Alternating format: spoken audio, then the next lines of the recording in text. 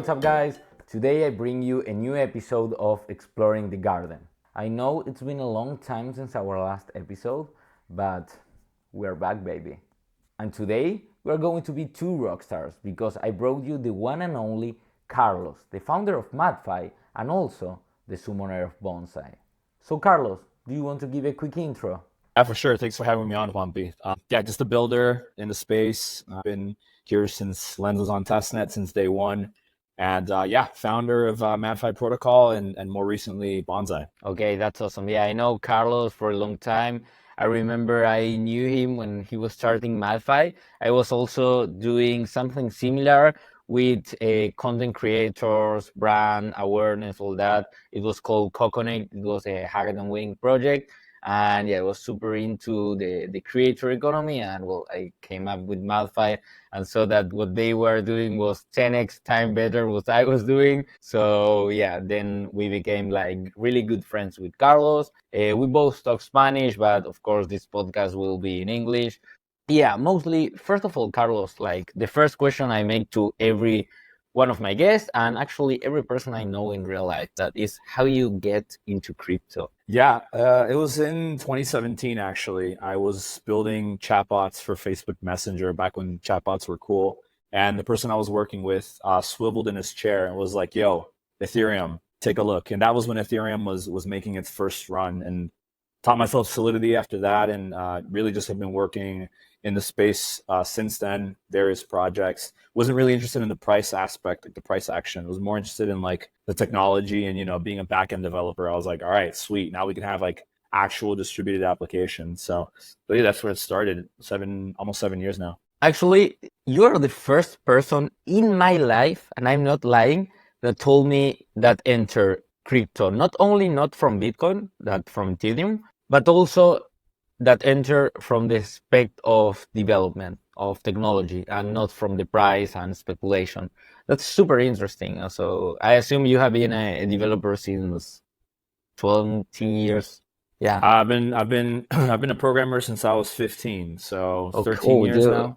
13 years, yeah, almost 14 years. Yeah. You studied something related to development, Yes. engineer, something like that, right? Yep, computer science. And actually, I was learning Solidity on my last semester of university. So being a typical college student, I actually got Mastering Ethereum by Andreas Antonopoulos. So that's kind of really I got deep into it. But they gave you like Solidity classes in your school, or it was something you were doing freelance, like in your own? Yes, on my own time, but I did take it was a semester of like a research. It was basically free credits. It was a free class. So I was like, you know what, let me just do it on blockchain. And so not only did I get free credits, but I actually taught myself Solidity. That's also super cool. You are, how old are you right now? Oh, I'm about to dox myself. I'm turning 29 this month. 29. Okay. Oh, Yeah. I thought you were older actually. So that's wow. pretty nice. Forgot No, to have a beard. I know. Yeah, no, that's pretty cool. As I told, I joined myself from the side of not speculation, but I'm from Argentina, so you know how the deal is here on Latam. I was trying to avoid inflation and all that, and got something like Bitcoin's going on, Binance, what the fuck is this? And yeah, it was a huge rabbit hole till we got here. And that actually delivers me to my second question, and something that it's really interesting, and it how you got into Web3 Social. Yeah. I think it was the same year that Lens, when Lens was on testnet. It was in 2022, actually. At that time, I was looking into using NFTs as conduits for advertising on Twitter. So I kind of saw this whole Bored Ape thing going on. I was like, okay, cool. Like, I think there's a way to use these Bored Apes for ads. For example, if Coca-Cola wanted to promote something, they could do so via a Bored Ape. Why would they do it through a Bored Ape? Because it's culturally relevant. It's where there's a lot of high net worth individuals, not, I guess, paper money, if you want to call it like high net worth. But then I realized, wait a second, you can't do much with the Twitter API on chain, right? Because without complicated oracles, then it's just not going to happen.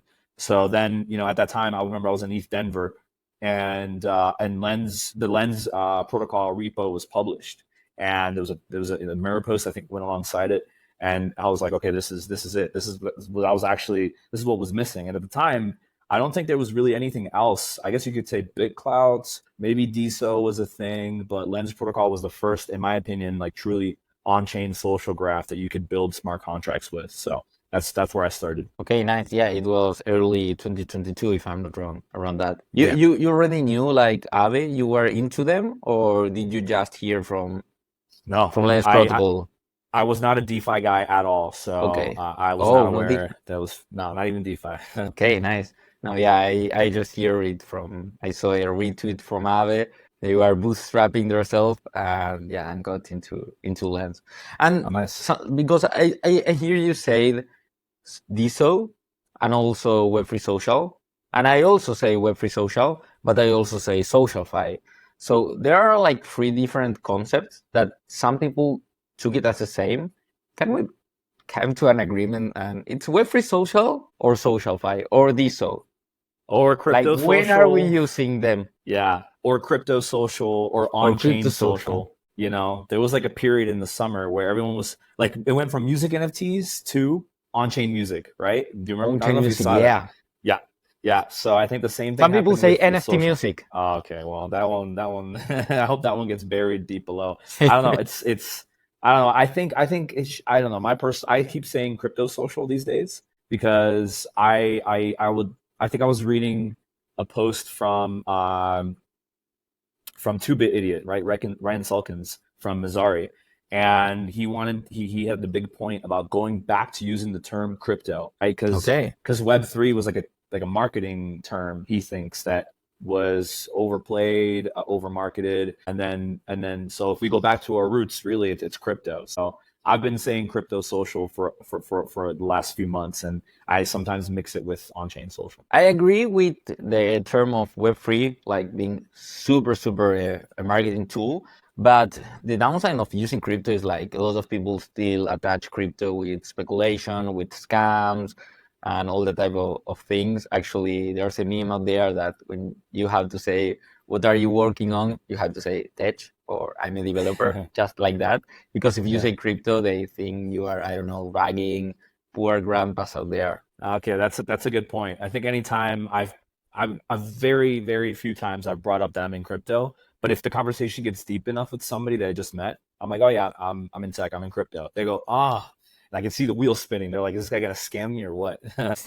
What's next? I'm not buying Bitcoin. Yeah, I completely feel on that side. Actually, my side, I'm using Web3 Social and Okay. SocialFi, and I actually think they are two different concepts. Of course, this is completely my opinion, but I use Web3 Social as general, like everything that can be used with blockchain and human interactions. For me, it's Web3 Social.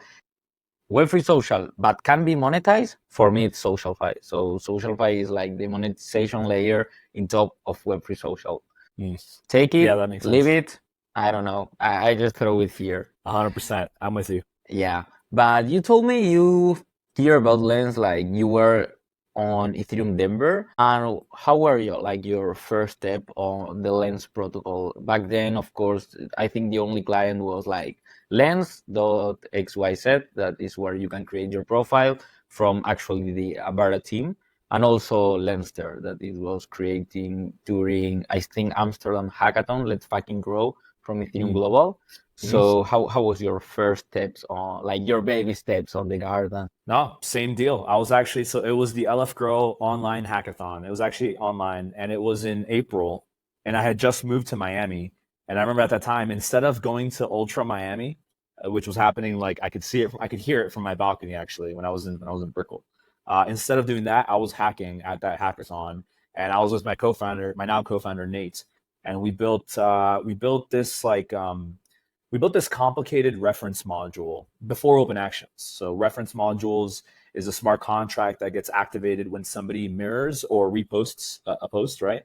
So what we wanted to do was we wanted to build something that let an advertiser open a real-time money stream with a creator or really anyone that has good content. And as long as you're paying, as long as the stream is open, I mean, again, via Superfluid, by the way, real-time money streaming. As long as that stream is open, then the ad is like live. And we were using IPFS. Honestly, it was like over engineered for a hackathon, which is like my MO. I'm typically over engineering things for hackathons, but it's like, shooting for the stars. So, anyways, we actually were finalists at that hackathon, and that's where Mad Finance actually was born. We had VCs in our DMs on Twitter the next day, like big names, right? A16Z, the Block, or sorry, Block Tower, and decided to run with it, and that's kind of where MadFi was born, and we incorporated the company like a month after that. Okay, nice. So you just kind of started my next question that it was about MadFi. But first of all, the name of the project that you were running on Let's Fucking Grow was MadFi, or MadFi name came after that? I think for that hackathon, it was actually Mad Finance. I think Mad so. Finance. Okay, nice. Yeah, and Yeah. so you were finalist, but on the general track or on the Lens protocol track? On the Lens Protocol track, well, it was a Lens Protocol hackathon. It Yeah, was just sponsor. it Yeah. was, it was all Lens, and the track that we won was like, I don't know, innovative. What were they called back then? Innovative reference module, I guess, is what the track Okay. was.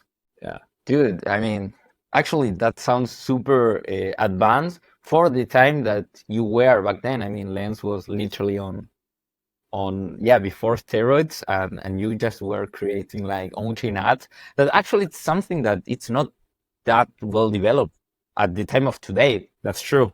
That's really true. I think Brian Armstrong kind of brought a spotlight back onto it when he had that request for builders. On-chain ads is one of the ideas I think on there, and yeah, I mean we've been experimenting at MadFi over the last 2 years, and I still don't think we're close to a definition for that. But I think with Lens V2 and open actions, we're actually closer to the reality for on-chain ads, and really when you think of an on-chain ad, like aside from like the negative views of like ads that we have from Web2 social, I think that on-chain ads can just be viewed as like on-chain media, an NFT basically, with on-chain attribution and provenance. So you know who created the post. And then you have the on-chain action attached, right? So whether it be a mint, right, the minting of the product, or some kind of commission based for impressions, and then obviously the payments between the advertiser and the publishers. We're going to keep experimenting on this front, and I'm pretty excited by Bonsai and how maybe we can use that as a conduit for rewards for viewing on-chain ads, for example. I remember using MadFi like when you just launched it. I think I was one of the beta tester. I remember there was like a lead board with your, it wasn't reputation, but it was like top creators or something like that. It was really cool. I have to be 100% honest. I don't use every Lens protocol app all day. So of course I'm using MadFi like when I hear you launch something or you just post a post on Lens with some link. I try to join and see. The other day I used it for the live stream Jesse was doing, but I think I a bit miss, and probably some of our audience it's a bit miss. So how was the evolution of MadFi? So like what you could do on day one and what you are able to do right now on MadFi. Yeah, good question. Also pretty loaded. Basically, I think that with the goal of MadFi was always to just be at the protocol level, right? We wanted to be integrated across all the Lens apps. We figured that if they focused on the experience, right, the UX, and that is not an easy job, it's on its own. Then we could maybe provide the monetization layer. So MadFi, the big headline is the monetization and rewards layer for crypto social. Now we've taken different approaches at bringing that vision to reality. It started with on-chain, like we called it a self-serve ad platform. We basically, again, it was taking the concept of the hackathon forward and having a platform where you can basically pay for ad space with crypto, and then you can partner with a creator for that ad space for that ad content, I should say, to be on their posts, for example. Super complicated, super over-engineered, and we were not able to raise money for that platform because, again, no one really likes the ad model, and maybe it was too early for on-chain ads in 2023, end of 2022, early 2023. We then pivoted to creator monetization. So we took the idea of the real-time money streams and started building this like Patreon-esque platform. So we made it easy for creators to accept subscriptions via Superfluid in the MadFi app. Very easy, super easy to do. You can then make lens posts that were encrypted using lit protocol so that only your subscribers can decrypt it, right? And then now you have a feed of like posts that are public and then posts that are gated to your subscribers. And then we That's started with something similar of what Hey did. Like remember, like these hidden posts, like only X amount of people that collected, I don't know, some sort of NFT of the whole NFT, they can see that post. So it's something similar. yeah, very similar. Okay. I think we started seeing MadFi as like a premium feed where creators can maybe go and post the super good stuff, and then they come over to Lens to post, or to Hey or Orb or whatever, to post the basic post. That was our thinking end of 2023. Yeah. Okay, so a little recap. So you actually wanted people to use MadFi as a feed, like to see posts like daily, for example. That's super interesting Premium because I posts. saw Yeah. actually I saw MadFi as a tool. I remember like you could get paid for like helping promote campaigns back then, and it was mostly like a creator tool to expand your brand or actually to make some bags and of course help people in the process. I never saw it as a daily app to see my content, so that's super interesting. That's a good point. You just totally reminded me that we had bounties. Early Yeah. 2023, it was bounties. That was our big thing. And we thought it would be, we thought it was the next iteration of influencer marketing. But to be honest with you, it wasn't enough. Like, I guess when you're building a social fly, you have to like really take things to the next level. And so, yeah, I mean, I guess all to say that we've tried a lot of different things, and MadFi kind of evolved over the years, really. And I'm glad we stayed bootstrapped because honestly, we didn't owe anybody any money by the end of the 2 years, right? We built it while we were also working on DeFi projects on the side, and like serious DeFi projects as well. So yeah, I guess now what you can do with MadFi that we still support is bounties. So you can still pay people to promote your content on Lens and on Twitter. So it's think of influencer marketing. We do have this subscription feature still live, although we don't really support the client. But where we're going next is to the original idea of MadFi kind of being this like, infrastructure provider, smart contracts provider. And now we have Bonsai as kind of like the incentives layer for what we wanted to build 2 years ago. Yeah, that's actually cool. And right now, like, can you tell me a bit more about the live stream options you have on MadFi, like how you came with that and like why and what I can do with that? Yeah, like why? Why is a big question, right? Like, Yeah, why did you why? I guys build mean, a live I stream? remember Yeah. bounties and now I can do live streams on MadFi. So what happened? Yeah. I think I mean, again, we have a hacker mentality here at MadFi, so we're always like keen to explore new ideas.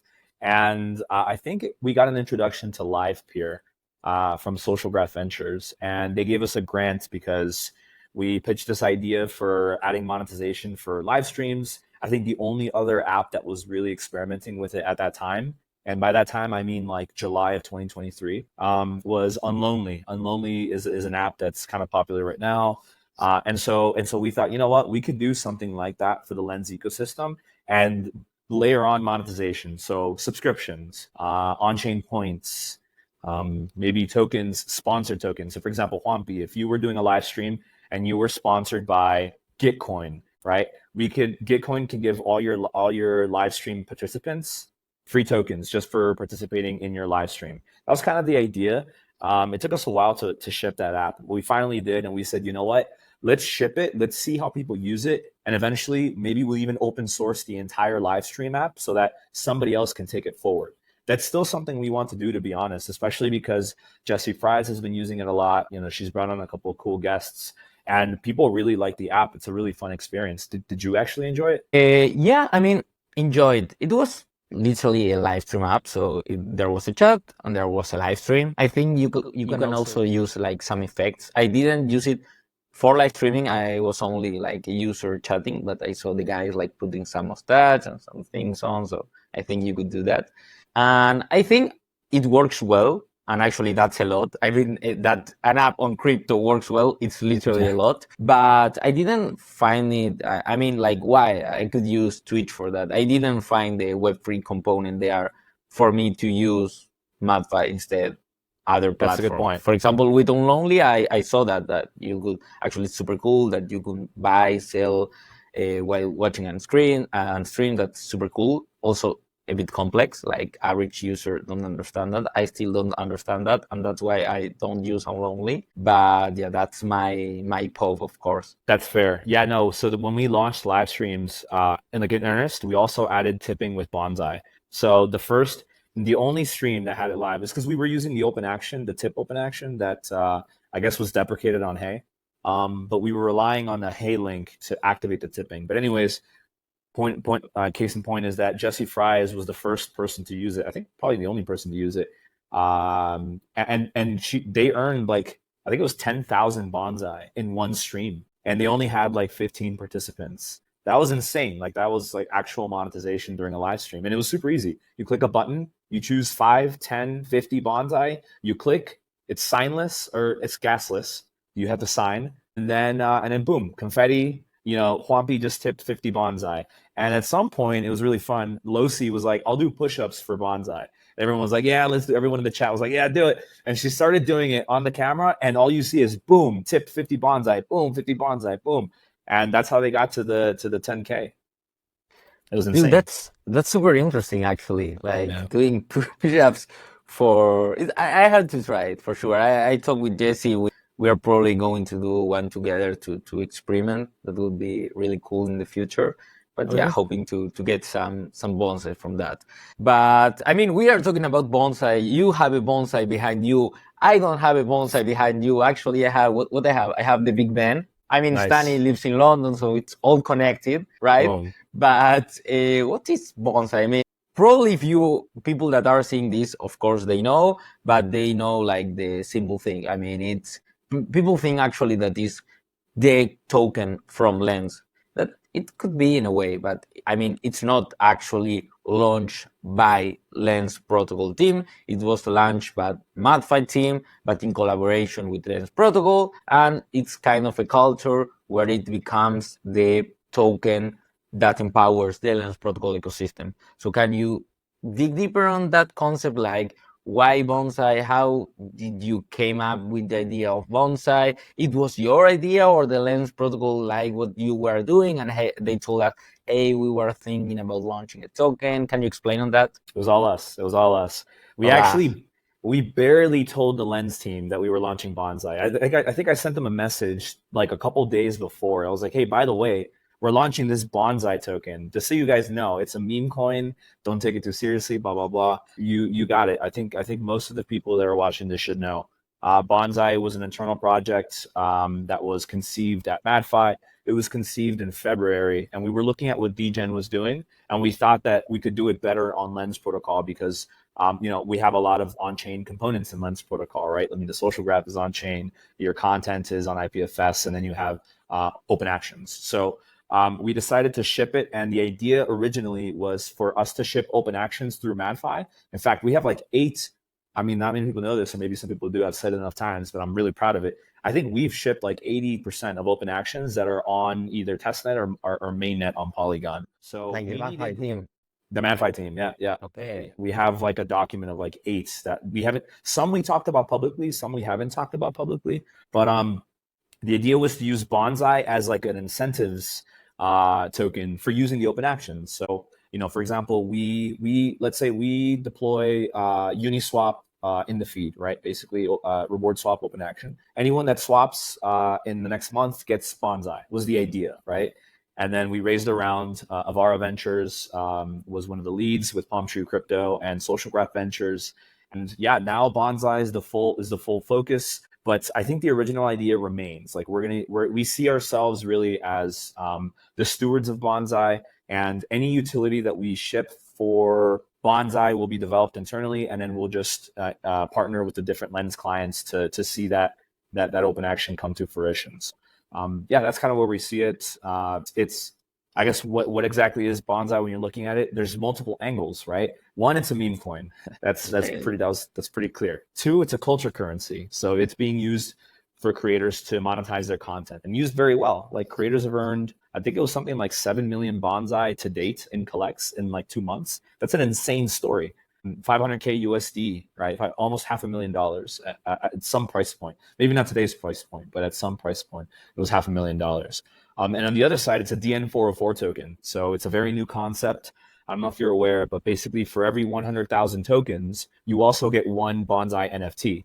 And the Bonsai NFT metadata was revealed, I think, a couple weeks ago. And they're cool little generative art bonsai trees. It's very cool. I can't share a screen. Actually, I can. That's a lot of struggle to do. But I actually have a post related to that, that it was going to be out today, but it will probably go out tomorrow, that it's explaining a bit about this RRC 404 thing that you could create NFTs from tokens, that NFTs are divisible. It's kind of interesting. I mean, I have a lot of questions about Bonsai. First of all, I remember the trend of RRC 404 came with Pandora. They were doing this thing. So Bonsai was intended to be a 404, or you just saw like, okay, this is trending, this seems interesting, and you took the opportunity to experience with that? Yeah, so again, we have a hacker mentality. So we saw that what was it? We weren't even exposed to Pandora. I think I saw it somewhere in some article. And then there was one on base called Troves that I bought into. And I mean, it ripped like 5x and then it tanked and I didn't take any profits. So it's not like I was like super financially motivated by it. But then I thought, you know what? I know these guys that they're hardcore Solidity devs. I think they built the Gaslight contracts. They basically focus on gas optimizations. And they said, hey guys, we're going to be releasing a gas optimized version of the 404 contract. And I thought, you know what, it would be kind of cool to build something on that. And so, you know, internally with my co-founder Nate, we decided to hold off for that release. Then that was released. We integrated it into the Bonsai contract, and we thought it could be really cool. It could be a really cool component. Like, why just do a meme coin? It's so boring. Let's do a meme coin plus a DN404 token. So that's kind of why we decided to go with that. Okay. Some kind of feedback that is when you launch Bonsai, I think no one knew it was a 404 and that you could get an NFT. I think it could be super interesting to know that from the beginning, because maybe some people were aping on that to get that NFT, and I don't know, airdrop speculation and all those type of things. I'm going to be honest. I remember hearing about Bonsai literally the first day that was out. I was on the airport coming from Denver to Argentina. So in my head, I was like super struggled. I was like, oh, I have this baggage. Oh, I have this baggage. And I was looking at Twitter, and I saw, hey, I just received this airdrop for being an active user on Lens. I saw like they were making $100. And I was like, okay, I was fragged all my life. I hold all airdrops. I learned that whenever you receive an airdrop, you have to sell. So I was like, okay, this token it's not even on Uniswap. I have to export the contract. Okay. I didn't know the story behind. I didn't know it was from MadFi. I was in the airport. So I sell it, $200. I was like, okay, free money. Then locked in. I learned, it was 56,000 bonsai at that time. Oh wow. Yeah, the story tells itself, for sure. So you know the deal, guys. If you're watching this, maybe sometimes you have to hold the airdrop, or at least do a research, something that I didn't do. But yeah, something that you mentioned and I didn't completely understand. So Bonsai is backed by several ventures. I mean, of course, yeah, they provide money, they provide liquidity for Bonsai, but what they are getting in return, or they are just grants like to empower the ecosystem. VCs don't do anything for free, first of all. No, I know there are some VCs there, but I know there are some like grants probably in the mean. Just for you to clarify what they are expecting. Yeah, so the terms of the raise was a pure OTC token deal. So they got tokens, they got Bonsai tokens for their money. The money was for us to continue developing Bonsai.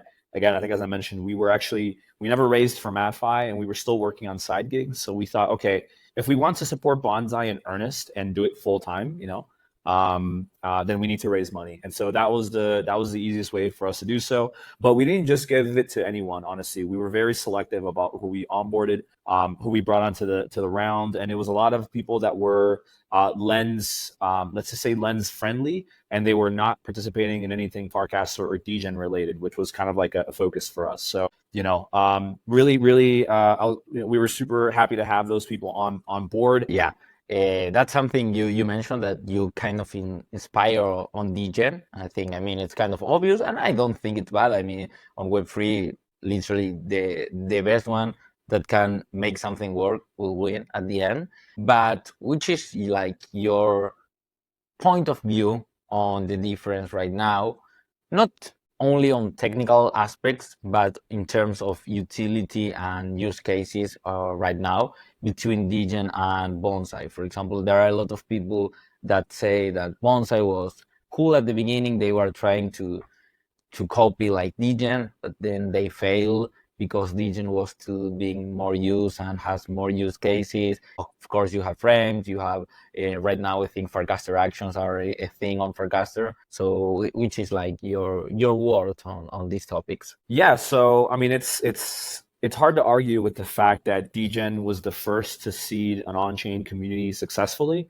and benefit from the traction that like that Farcaster was getting. I mean, with the frames, and I mean that those 2 months were really good for Farcaster and that entire ecosystem. But I think I think it's not being comparing Bonsai to Degen is like comparing apples to oranges. I think first of all, we have an on-chain, a truly on-chain social protocol in Lens, like full stop, right?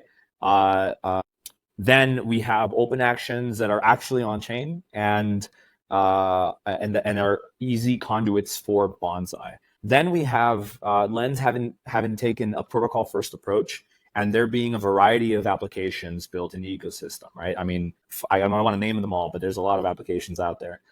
So we yeah, with Farcaster, it's the opposite actually. So the other thing I would say is that we didn't have to ask anybody to adopt Bonsai as a currency across the ecosystem. It was done organically. Like in 1 week, we had almost all the major Lens apps supporting Bonsai as a collect currency, which is what contributed to how creators were able to monetize their content so well. So again, that's only possible with an on-chain social graph. So I would argue that whereas yeah, Degen maybe had a good run up with their L3 chain, with their raise announcement, with the whole Farcaster super chain narrative. I think we have the opportunity to, in the fact that we're the second movers, we can actually learn from them and say, oh look, they did something, they took a wrong step. That doesn't make any sense. We're not going to do that. People are asking us if we're doing an L3. We're not doing an L3. Why would we waste our time on that? I think for us, it's more interesting to empower the ecosystem that has already been built for the last 2 years on top of Lens protocol. And we don't have to beg people to integrate Bonsai. It's already going to be done. And all we're going to do is provide incentives. We're going to provide, infrastructure support for the rewards and monetization layer. And we actually just put out a request for builders. Again, we building on Lens is permissionless, first of all, but we do see gaps in the ecosystem for opportunities for apps to be built. A Lens gallery app, AI autonomous agents. I think we asked for a music streaming app because we see a lot of music being shared on Lens now.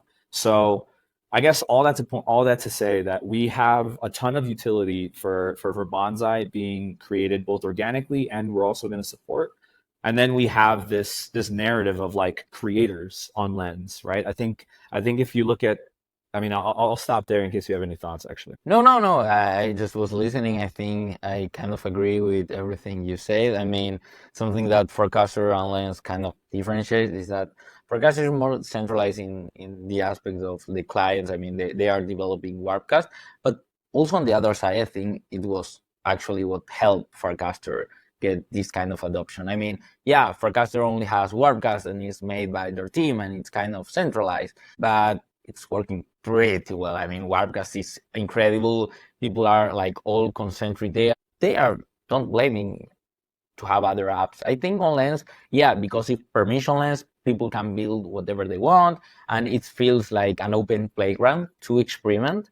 But you don't have like actually things working super well, 100%, like super optimized. And maybe that's why Forecaster like got that boom. Of course, apart from frames that are actually curious data. Frames were supposed to be Web 2, like to interact with Web 2 applications, but people are literally sick and they over complex things and become them Web3 components. But yeah, all you say till now, I agree on that sense. Yeah, yeah, 100%. I think again, I think we have a lot of opportunity with Bonsai, and I love the fact that building on Lens is permissionless.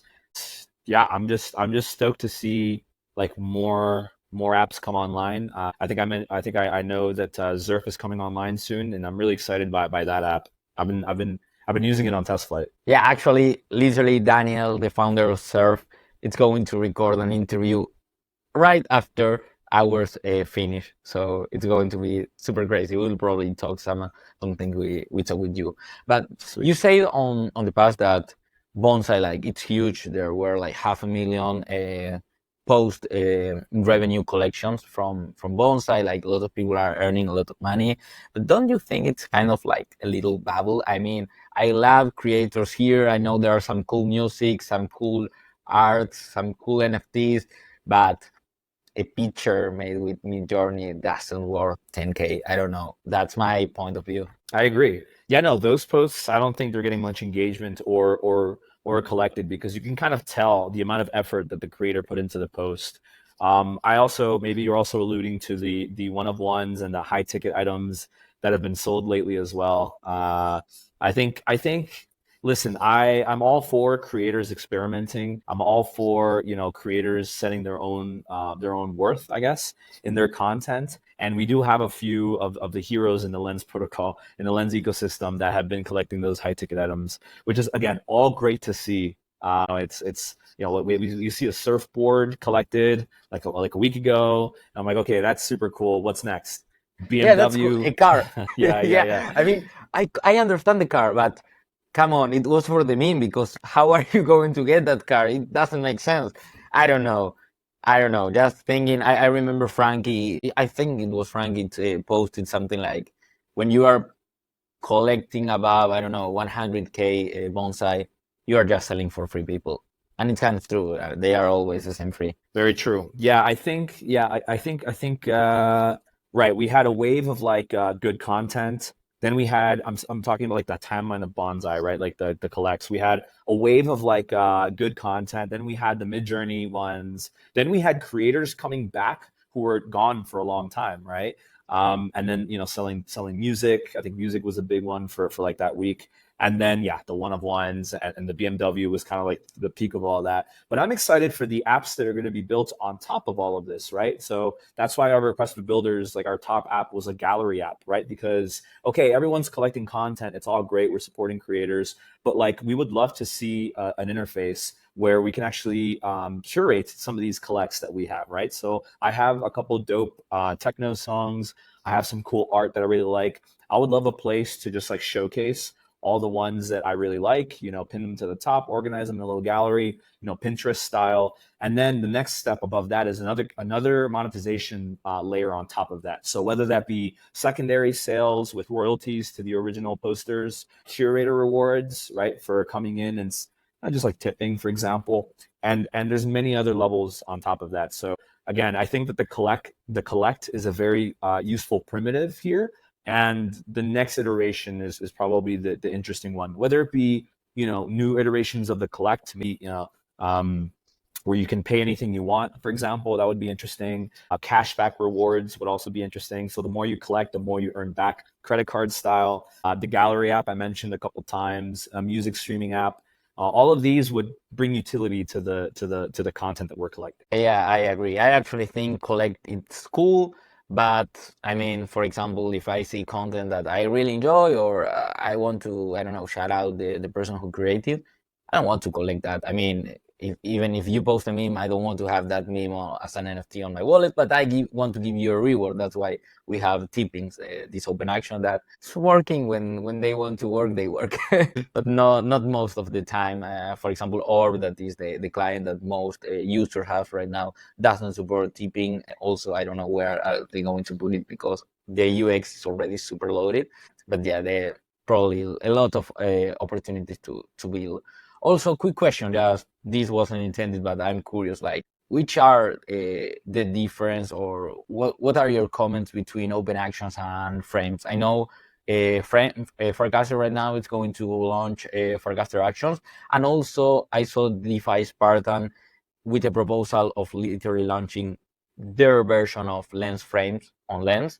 So, what can you give in this aspect? Yeah, so I think the reason why it was easy to adopt frames in the Farcaster ecosystem was that, like you said, it was just a Web2 component, right? It's literally a server that responds with HTML. So super easy to spin up, little fun games, and super easy to use and distribute within Warpcast. I think with open actions, what has been tough is that, yeah, well, any Solidity engineer can just whip up a smart contract as an open action, and boom, you have something really cool on chain. It's difficult to get that integrated across different interfaces and different clients when everyone has a different tech stack, right? You have mobile, you have web, and then on top of that, the integration itself is just like a complicated one. We did it a couple times at MadFi. So anytime we shipped an open action, we also integrated in the MadFi client, and that integration took like a week. And it was with us knowing the app. Imagine what it looks like when you have teams collaborating across projects. So, long story short, it was difficult to get open actions integrated into clients. Now, I'm excited to see what's happening now with the spec from DeFi Spartan. That basically allows an open action developer to not only ship the open action, but to also host a server that renders a standard format for the actual like frame, right? So not only do you ship the on-chain component, you ship a really basic component to actually integrate the interface. So I think as long as we see different Lens clients adopt the standard, and I think open action season will actually come into full effect. For sure. Well, excited about that. That seems something promiscuous for sure. Let's see how Bonsai gets integrated on that. And I'm super excited to see what MadFi team works in top of that.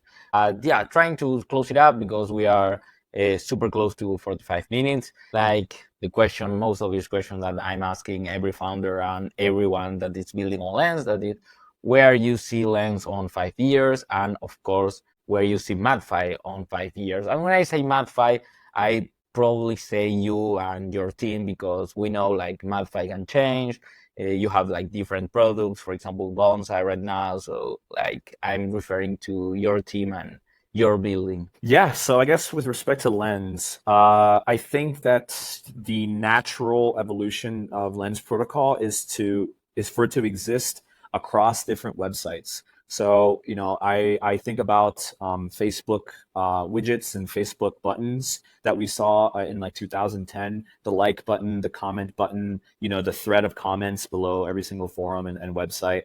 I'm really bullish on Lens protocol being the equivalent of that for crypto and for Web3 social. So Lens protocol across websites, and the social graph being richer and having niches within different mobile apps, different websites, different communities, etc. With MadFi and maybe with the team in general, I'm really bullish on on-chain ads. I think that there's an opportunity here for us to flip the model on its head and reward users for their attention, which is a very stark contrast to what the model was in Web2, right? You provided your attention, but you got nothing in return except for terrible ads that were probably not relevant to your tastes. So I think the next version of that is relevant to your tastes, super frictionless, right, with like on-chain payments, and then you actually get rewarded. So, maybe you can think about the Brave browser that was rewarding users for their attention in the BAT token. I would love it if MadFi kind of was that iteration of it for crypto social in 5 years, and that's kind of where we're headed. But of course, like you said, things can change. Bonsai is currently the focus, but I don't think Bonsai will be the last thing that we ship. No, for sure. And I pray that this is not the last thing because you guys are always shipping cool things, interesting things, and also useful. That is the most important thing because it will be interesting, but not useful. You guys are interesting and useful. So congrats and kudos to the whole team. Also, Nate, shout out to him. But this is only a one-on-one, so I had to shoot only one invite. So sorry, Nate. Carlos took your spot. But yeah, I mean, super bullish on Lens, super bullish on MadFi. Thanks a lot, Carlos, for providing all this information and, of course, for being here and sharing your knowledge and giving some alpha on what's coming. Nothing. Super happy on how Bonsai has empowered the Lens protocol ecosystem and how things are going. So, yeah, something you want to share before ending? Not much. Just yeah, thanks for having me on. I think it's going to be a super exciting year. You know, we have a lot of activity on Lens now, a lot of fun going on there. And yeah, I guess stay tuned to make sure you're following Bonsai on Lens. Make sure you're part of the Bonsai Club on Orb, and I guess see you in the garden. Awesome. Well, see you guys. Thanks for being here. Cheers.